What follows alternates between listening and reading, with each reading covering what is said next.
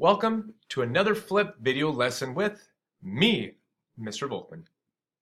Today's flip video is for 21.9b, and it is the second of the 21.9 flip video series.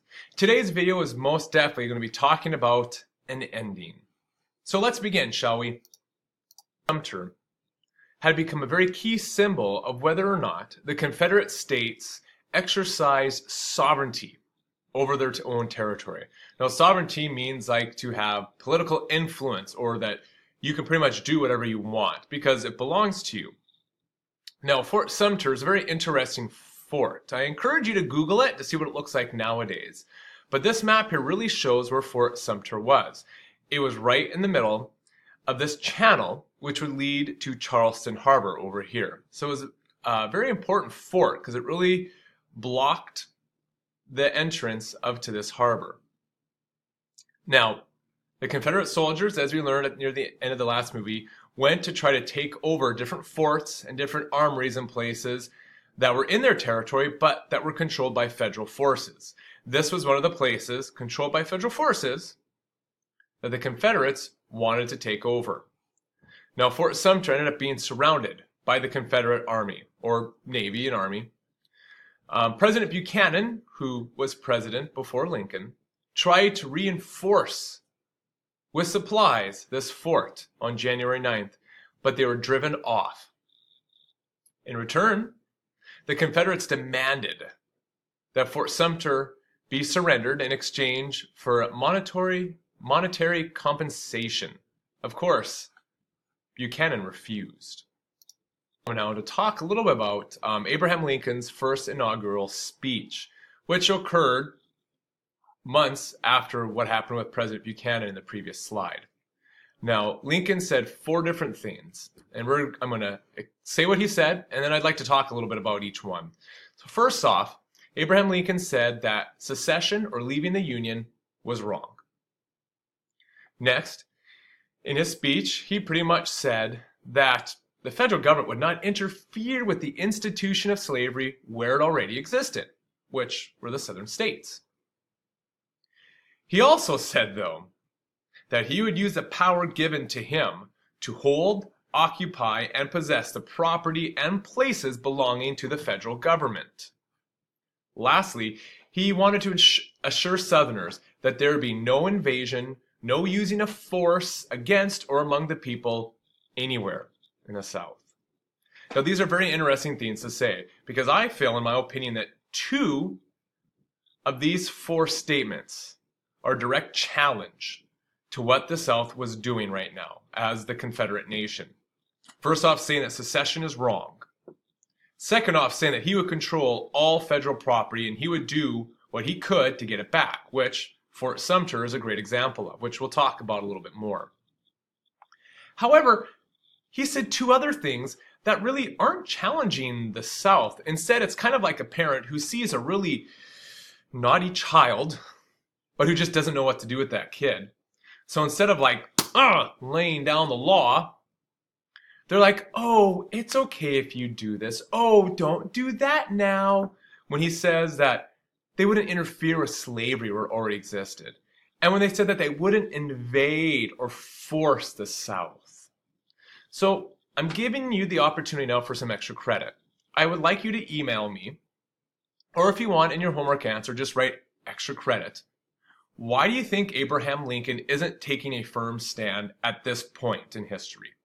Why isn't he saying, stop it, South, or we're going to do this? Or on the flip side, why isn't he just being totally like nice and wishy-washy? Why is he half and half right here? Half nice, half laying down the law. I'd really be curious as to your thoughts with this. After his inaugural address, Lincoln had to figure out the Fort Sumter problem. He had some different advice about what to do with this situation. Some people close to him suggested that he just surrender. That it would take far too long to get reinforcements to the fort. And that by surrendering, maybe they could bypass a civil war. Others said that Lincoln should send an armed armada. Oh, let's go for Sumter! We're going to take you back! Ah! and that every hour that Lincoln waited to send this armed armada, the South would feel strengthened and feel more as though they could take on the federal government in the North. Well, what Lincoln ended up doing is that he sent unarmed ships to resupply Fort Sumter. He also sent a message to the Confederates, letting them know that this is what he was going to do. He did this for a very great reason. You see, if he sent unarmed ships, and then the Confederates attacked those unarmed ships, it would show that it was actually the South who started the Civil War, not the North. So it's good thinking. However, on April 12th, Confederate guns began firing on Fort Sumter. You see, Jefferson Davis, who was the leader of the Confederates, he had learned of Lincoln's plan to send the unarmed supply ships. 33 hours after the start of the bombardment, Fort Sumter surrendered.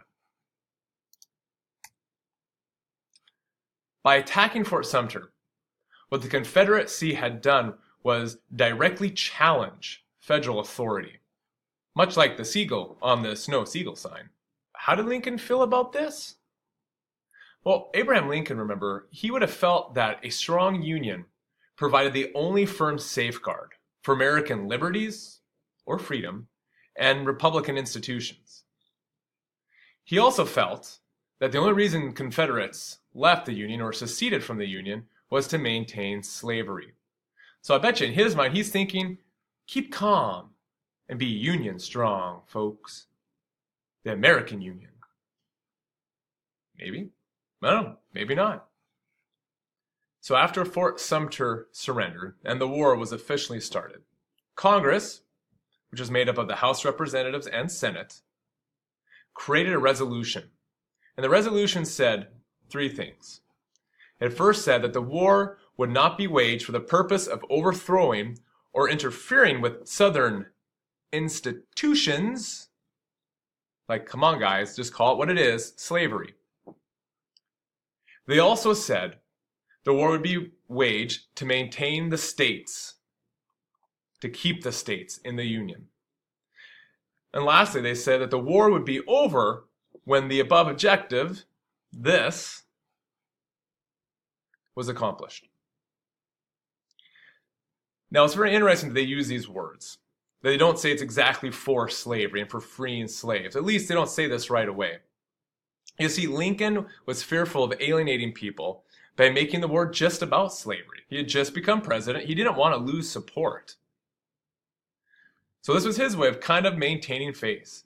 Now, looking at Congress, it wasn't just probably Lincoln who thought this. The Senate voted 30-5 for this resolution up here. And the House of Representatives voted 117-2. Really what they're saying right here is, come back to us, southern states. Let us be whole once again. Now, before we end this video, briefly, let's talk about a Confederate or Southern soldier. Why are they fighting? Well, first up, they're fighting to preserve their liberty, their freedom, that they see is being taken away by Congress overstepping their bounds and by Congress favoritizing, if I can make up a word, the northern states. They're trying to preserve their way of life, which is so bound up in slavery and an agrarian way of life, and they're trying to prevent the abolition of slavery or the abolishing of slavery.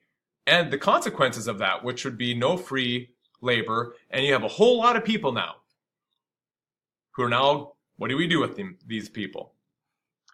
On the other side here, why is a Union soldier fighting? Well, first off, they're trying to preserve the Union.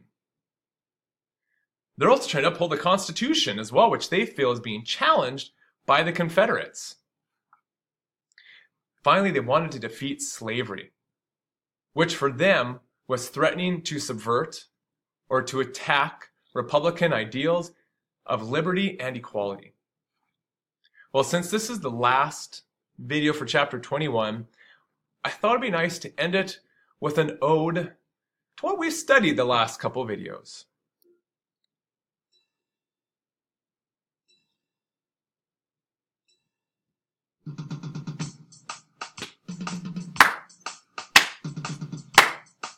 Feel free to sing along.